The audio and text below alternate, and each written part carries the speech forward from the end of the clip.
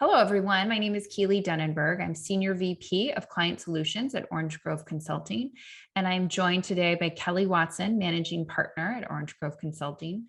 And so we're talking about our inclusion assessment, which is a solution where we can look at across the organization, we can measure the inclusion that's happening or not happening over the course of 12 different key performance indicator areas.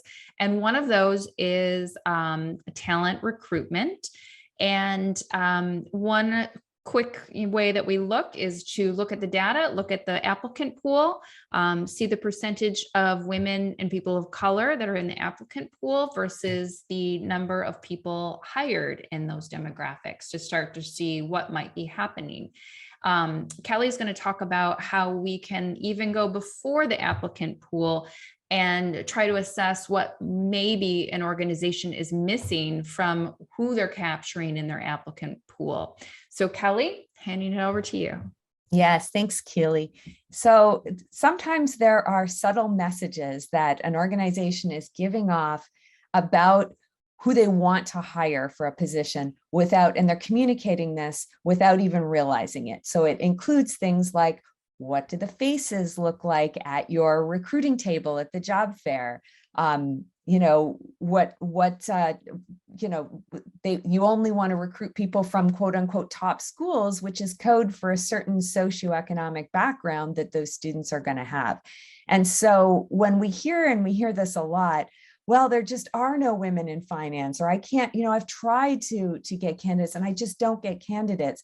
Then we dig a little deeper and try to find what are some of these subtle messages and signs that are being given off by the organization. And so I'm going to share an example of one of them, if you'll allow me to share my screen.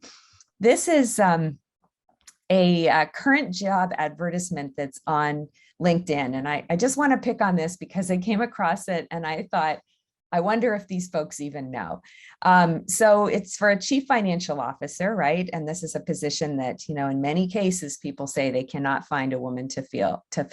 And it looks pretty innocuous. But if I take that job description and I copy it and I paste it over into this little tool called a gender decoder, we find, and you just paste the job ad here, we find that, this advert is strongly masculine coded. And why is that? Why is it that we're subtly giving off a message that this job is for a man? It's not just the title. It's these masculine coded words in this ad and how often they're showing up. And you think, okay, well, leading and leadership, why is that a masculine coded word? But the research shows that that words like this, analysis, leader, and unfortunately fight, and some of the competitive and active, that those are words that turn women off subliminally. They don't know that they're turning them off, but they do, that women get a signal that this is a man that they're looking for.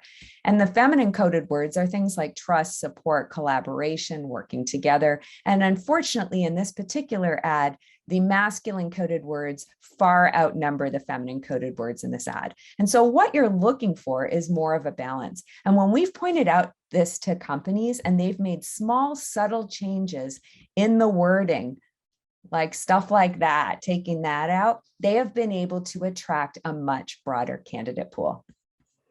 Excellent.